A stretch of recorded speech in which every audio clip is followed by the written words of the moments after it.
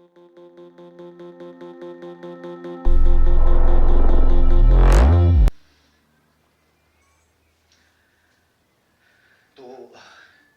ये बस एक टेक्निक अभी हम जैसे जिक्र कर रहे हैं, तो अप्रोच हमारी टेक्निक में जो है वो कॉडोक्रेनियल भी हो सकती है। कॉडोक्रेनियल अप्रोच जब होगी जब हमारा जो है जो फिल्टर स्पेस है लिप और नोज के दरमियान वो सफिशिएंट है, और दूसरा ये कि बहुत ज़्यादा ड्रूपी नोज है, तो वहाँ हम थोड़ा सा कॉडोक्रेनियल अप्रोच से जाएंगे and then go for the tip. But जिस जगह पे बहुत एक्यूट एंगल बन रहा होगा, ये छोटी बातें हैं जो शायद प्रैक्टिकली मैंने ऐसा पढ़ी नहीं है, पढ़ी है लेकिन उसको जिस तरह से मैंने इंटरप्रेट किया, तो मैं फिर अप्रोच फ्रॉम अपसाइड डाउन करूंगा कि जहां मैंने सिर्फ टिप को थोड़ा सा रिफाइन करना है, और तीसरा वही अप्रोच में मैं हॉरिजॉन्टल अप्रोच करूंगा अगर मैं टिप से पूरी जो है डॉर्सम ऑफ द नोज को फिल कर रहा हूँ विद कैनुला। तो फिर मुझे पता है कि मैंने कहाँ ड्रॉप देना है, कहाँ मैं नेजल ब्रिज को अवॉइड करूंगा, और फिर कहाँ मैं lower part of the nasal bridge से थोड़ा सा ड्रॉप करके और फिर मैं उसको पुल आउट करूंगा। अब ये है कि ये जो डॉर्सल नेजल वेसल्स हैं ये रिलेटिवली जरा सुपरफिशियल होती है सब।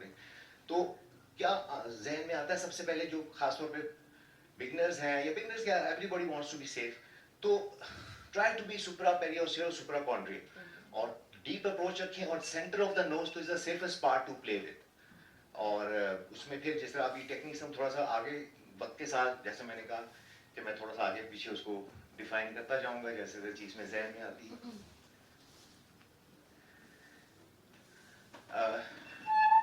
Doctor Nabila also mention different techniques है, लेकिन नोज में थोड़ी सी उसकी इंपॉर्टेंस जरा डिफरेंट एरियाज में डिफरेंट बन जाती है।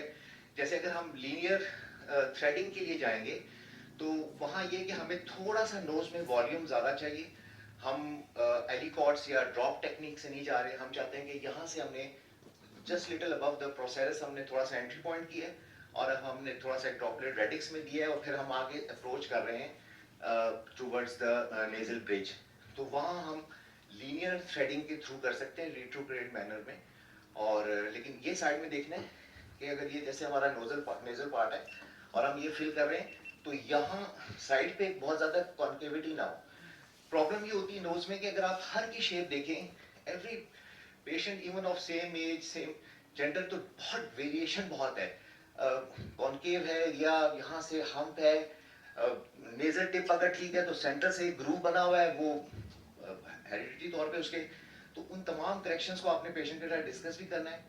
Patient might not be knowing it, और कई दफा जैसे हम अब आगे बोटॉक्स के भी साथ टेक्निक करेंगे तो अब हम पेशेंट तो नहीं बताएगा कि मेरी टिप ड्रूप कर रही है, ही और she doesn't want to accept it, लेकिन हमें उससे डिस्कस करना है कि इससे आपकी शेप कितनी बेहतर हो सकती है, तो जहां हम थोड़ा एआई की हेल्प ले सकते हैं। और सारा सर कंकेविटी का मतलब कि उसकी नोज थोड़ी सी टेढ़ी है, ये इसको कंकेविटी यहाँ से आपका ग्रूव सा है, और वो आप फील करें, और कई बार नोज पे बहुत प्रॉब्लम नजर भी आ रहा होता है, तो फिर आप फेनिंग टेक्निक जो लीनियर थ्रेडिंग के साथ आप वो भी अप्रोच कर सकते हैं। फिर ये precise dorsal augmentation, depot cross hatching जिसे उन्होंने बताया, so we quickly pass through it. तो ये इस तरह से अगर हम जा रहे हैं तो हम एलिकॉर्ड्स या ड्रॉप टेक्निक से डॉर्सम ऑफ द नोज और central part of the dorsum of the knows को करें, बिकॉज हम अवॉइड कर रहे हैं अपने डॉर्सल नेजल आर्टरीज को। तो ये पॉइंट्स हैं, जैसे अगर यहाँ आपने ड्रॉप्स के साथ कर दिया, और for the beginners even at this stage I think this is a safer technique. इसमें फिर आप नीडल कर सकते हैं, बिकॉज एक नीडल और कैनुला में जंग लगी रहती है। मैं जंग को आसान कर देता हूँ लफ्जों में, जहाँ बहुत छोटा वॉल्यूम चाहिए, प्रिसीशन चाहिए, वहाँ आप नीडल का इस्तेमाल करें, और ड्रॉपलेट्स या एलिकॉर्ड्स की शक्ल में। और एक आर्म स्टडी में शायद डॉक्टर मुसैसम इस एग्री करेंगे, एक डेपो में अगर 0.08 ml आपने फिलर इंजेक्ट किया है और लेस देन दैट, तो it is safer, less chances of vascular occlusion और एम्बोलाइजेशन और रिट्रोग्रेड मूवमेंट। उससे ज्यादा जो अमाउंट है फिर वो फिर कैनुला के साथ आप सेफर है, लेकिन कैनुला में आपकी इतनी प्रिसीशन नहीं है। तो अगर बहुत छोटे पॉइंट्स आपको नोज में माइनर डिफेक्ट्स लग रहे हैं तो नीडल इज द आंसर। तो उसको आसान रखें उसको फैसला करते वक्त, क्योंकि वंस यू स्टार्ट इंजेक्टिंग तो फिर उस वक्त हो सकता है कि आप उसी टेक्निक पे रहें। तो ये जरा सेल्फ एक्सप्लेनेशन है। ये जो ग्रिड टेक्निक है, ये अगर बहुत ज्यादा फ्लैट नोज हो प्रैक्टिकली, और नेजल ब्रिज बहुत ऊपर है, यहाँ से कॉन्केव भी है और ब्रॉड भी है नोज, और यूजली मेल है, तो मैं चूज करूंगा कि मैं ग्रिट्स टेक्निक से, मतलब आपने इंजेक्ट किया थोड़ा डोर्सल नेजल आर्टरी को बचा के, फिर आपने जरा क्रॉस किया, तो ये हिस्सा बहुत अच्छा बैलेंस आउट हो जाएगा, तो वहाँ ये यूज होता है अगर ग्रिट टेक्निक। बाकी ये जो क्रॉस हैचिंग है, ये आपके जो लेटरल क्रूरा है और आप टिप ऑफ द नोज पे काम कर रहे हैं, तो वहाँ अगर आप कैनोलाइजर सेफर टेक्निक नंबर 1, क्योंकि वो बिल्कुल टाइटली एडहेरेंट है to the cartilage and subcutaneous, तो उसमें आप क्या, अगर हम स्ट्रेट रहेंगे तो वी टेंड टू पंक्चर और we tend to occlude the vessel, तो उसमें थोड़ा सा यहाँ से एंटर करें और उसको थोड़ा क्रॉस रखें, क्रॉस में chances of vascular occlusion damage कम है, और आपकी नेजल टिप अगर बहुत ही रिसेस्ड है तो वो बेहतर हो सकती है। कई दफ़ा होता है कि यहाँ से नोज ज़रा बड़ा है लेकिन यहाँ के बिल्कुल जो लेटरल क्रू है वो बहुत ही कहना चाहिए शॉर्टन है या कोई थोड़ा, तो आप उसको अगर बेहतर कर सकें नेजल टिप, तो अब वहाँ आप क्रॉस हैचिंग टेक्निक यूज़ कर सकते हैं। बाकी अपनी अपनी चॉइस वक्त के साथ चीज़ें, ये लाइन बस इंपॉर्टेंट है टेक्निक में, pinching, pushing and pulling, 3 makes things very safe. आपने तमाम प्रिकॉशंस ले लिए हैं, आप उसको नोज को पिंच करें, सो उसके 2 फायदे हैं, एक तो माइग्रेशन ऑफ फिलर, दूसरा you have made it safer because आप वेसल में जाने के और डैमेज करने के chances, you can go deep with it. फिर आपके साइज है, क्योंकि अगर बहुत ज़्यादा वाइड नोज नहीं है और सिर्फ सेंट्रल डिफेक्ट है, तो आप नहीं चाहेंगे आपका फिलर माइग्रेट करके it will makes nose more wider, तो आप सेंट्रल उसको पिंच करें और उसके बाद आप पुश करें डीप, और फिर जब आप एस्पिरेट करने लगे हों, तो मैंने एक वर्ड सीखा है या मैं जहन में रखता हूँ, वो है एस्पिरेशन सेंसिटिविटी। अक्सर हम जब डीप करते हैं उसको एस्पिरेट करते हैं एंड देन वी से कि अच्छा we are safe, but do it in steps and try to take it out 3 or 4 times before you feel कि अच्छा आप कोई एस्पिरेट, कोई बिल्डिंग नहीं हुई। कई दफ़ा जैसे यहाँ कॉलोमेलर आर्टरी तो वो कर्व कर रही होती, तो अगर आप डीप गए तो उस वक्त एस्पिरेशन में कुछ नहीं आएगा, थोड़ा सा पीछे हुए and then you come to know कि अच्छा है यहाँ ब्लीडिंग हो गई, तो थोड़ा सा सेंसिटिविटी ऑफ एस्पिरेशन भी इम्प्रूव करें। और उसके साथ फिर जैसे मैंने कहा कि पिंचिंग, पुशिंग और ये जो पुलिंग है, ये होता है कि अगर नोज ड्रूप कर रही है तो आप थोड़ा सा इसको पुल करें, ताकि जब आप प्रोसीजर कर रहे हो या आप पहले असेसमेंट कर रहे हो तो आपको पता हो कि ये पॉइंट एक्चुअली में डिफेक्ट है, यहाँ तक मैंने इसको फिल करना है फिलर से या जो टेक्निक में कर रहे हो, ताकि वो मुझे तो थोड़ा सा मैं पुल करके उसकी लेवल एक जैसा नजर हो, उसको एसेस करके पॉइंट लगाएं, उसके बाद आप फिलर स्टार्ट करें। These are potential complication. I'll quickly go through it, जिसमें आपको पता ही है सबसे important तो vascular occlusion है या necrosis है या retrograde movement of the filler. So जिस तरह मैंने कहा aspiration before injection, और वो in steps होनी चाहिए, knowledge of anatomical marks, बहुत ज़्यादा आपने प्रेशर नहीं देना, और मैं तकरीबन अप्रॉक्सीमेटली 7 to 10 डेज के लिए थोड़ा अवॉइड करने को कहता हूँ। बाकी डिफरेंट पेपर्स में डिफरेंट चीज़ें हैं, बट आई से कि इसको बहुत ज़्यादा प्रेशर या मसाज ना करें टू अवॉइड माइग्रेशन।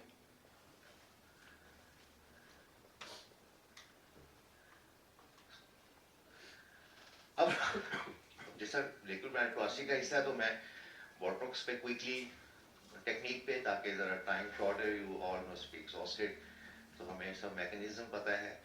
अच्छा, अब बोटॉक्स के लिए 2 चीज़ें हैं, एक इम्पॉर्टेंट ये कि हम वाइड नोज पे काम कर रहे हैं, और हमने यहाँ से जो उसके कई दफ़ा नेजल फ्लेयरिंग जो है वो हम ओवरलुक कर देते हैं या पेशेंट कॉन्शियस नहीं होता, but sometime patient very conscious about nasal flaring, तो उसको भी हमने देखना है। नीचे से ब्रॉडर बेस है, ऊपर इतना ज़्यादा वाइड नहीं है, तो जब हम बोटॉक्स के साथ नोज को रीशेपिंग की बात करते हैं, तो ये पॉइंट्स हमने ध्यान में रखना है कि एक तो वो ब्रॉड नोज है, फिर उसके नीचे बेस ब्रॉड है, नेजल जो है लेजर फ्लेयरिंग होती है, और जब पेशेंट स्माइल तो जाहिर बात है बनी लाइंस बनती है, अगर वो आपसे इस चीज़ को डिमांड करता है, तो हम इन 3 चीज़ों को चारों लेके चलेंगे बोटॉक्स के साथ।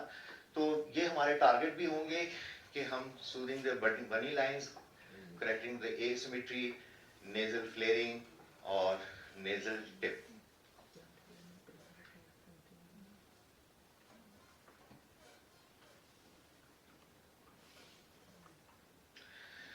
तो जब हम nasal reshaping की बात करते हैं तो अब जैसे अगर मैं कहता हूँ कि मैंने यहाँ drooping nose है, तो मैं I think I'll go for 2 to 4 units in DSN, depressive septal nasal, और उसके साथ मैं जैसे फिलर में कह चुका कि मैं उसकी टिप को इन्हांस करने के लिए अगर टिप प्रोमिनेंट बहुत ज़्यादा नहीं है तो फिर टिप को फ्रॉम द लोअर साइड मैं इंजेक्ट करूँगा, keeping on the supra perichondrium, and I think 0.05 0.1 ml is sufficient for the tip.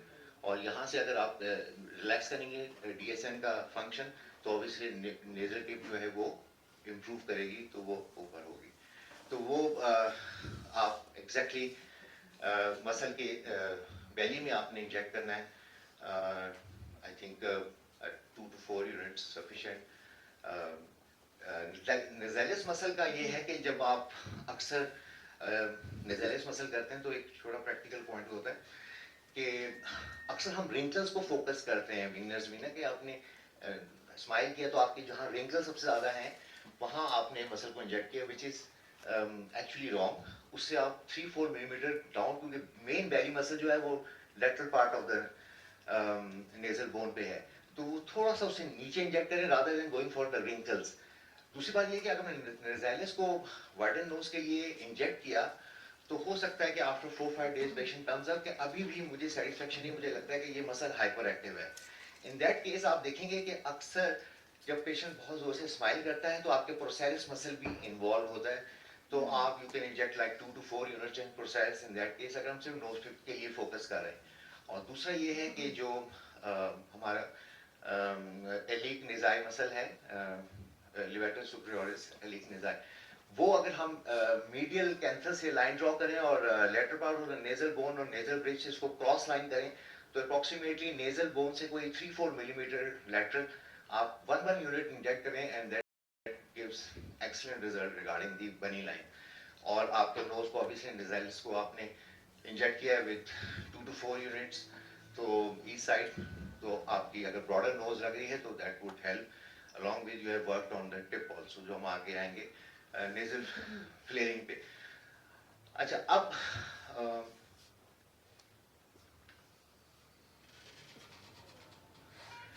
अगर नेजल फ्लेयरिंग हो रही है तो उसके लिए आपने जो नेज़ालिस का एलर पार्ट है वो एक्सटेंड करता है और बेस ऑफ द एलर एरिया के भी जाता है, और आपका जो है ये एलर कार्टिलेज के ऊपर भी पार्ट जाता है नेज़ालिस मसल का. तो सेंट्रल पार्ट से अगर आप तकरीबन 0.5 सेंटीमीटर लेटरल आप 2 पॉइंट्स पे एलर पार्ट ऑफ द नेज़ालिस मसल को इंजेक्ट करते हैं विद 2 यूनिट, तो आई थिंक जो वाइडनिंग ऑफ द नोज है वो बेहतर होगी. फिर आप फिलर से हेल्प ले सकते हैं. एरर बेस पे आप 0.1 ml करें तो नेजल फ्लेयरिंग उससे भी कम होगी. तीसरा, आपने ऑलरेडी DSN मसल को इंजेक्ट किया है टू रेज द टिप, तो वो भी आपकी फ्लेयरिंग को कम करेगा. फिर अकॉर्डिंगली आप उसको step wise you have to call patient and see कि अच्छा नेजल फ्लेयरिंग में कितना फर्क है, you can inject for with 2 units, तो वो भी इसको हेल्प आउट करेगा. तो ये इन शॉर्ट नेजल फ्लेयरिंग को आपने फिलर के साथ भी हेल्प आउट किया और आपने बॉटम्स के साथ भी उसको हेल्प किया. और really because some patients are very conscious about this problem, तो वो आपको हेल्प आउट कर सकते हैं.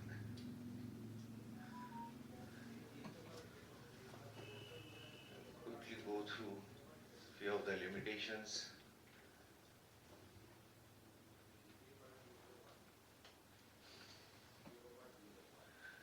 कॉम्बिनेशन अप्रोच में बस मैं सिर्फ जिक्र करूंगा छोटा सा, वरना मैंने थोड़ा सा बताया था कि हम थ्रेड्स को भी यूज कर सकते हैं besides filler and Botox, because हम longevity of results we can improve if you use threads also sometimes to maintain the results of filler as well as botox.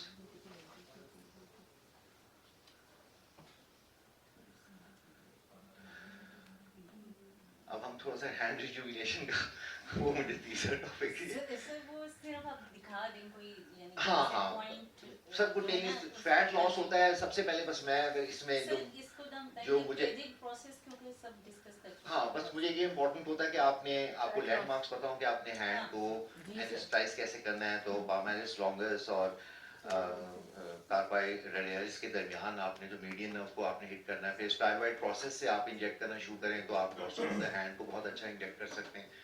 तो आपने असल जो मेरे चैलेंज होता है कि मेक पेशेंट पेन फ्री। और सबको माशाल्लाह नैनो फैट का पता है, तो आई गो फॉर द कॉम्बिनेशन। उसमें आप ऑब्वियसली फिलर तो हैं, मीडियम जी कर सकते हैं, प्राइम, या जिस तरह भी आपकी according to the age, according to the loss of subcutaneous fat and tissue. तो आप सजेस्ट कर सकते हैं। कॉम्बिनेशन यही है कि मैं अगर हैंड्स के अकॉर्डिंग टू द सेवेरिटी तो fillers is the prime thing, but I am also lover of the fat implant अगर वो, because 50% is retained still and results can go up to even 5 years. So things are much better if patient agrees. You can go for that. Then you can do laser with any RBM or the CO2 laser. So combination of that, BRP, so and so forth. So combination always wins. So whatever patient agrees, if you combine, results long laster, that is much better for hand rejuvenation. Approach can be from up downward or from down upward. Using cannula is the best thing. I'm not very big fan of depot injection or aliquots because that doesn't actually give a smooth or harmonization of the filler. So, uh, thank you so much for uh, bearing this lengthy talk.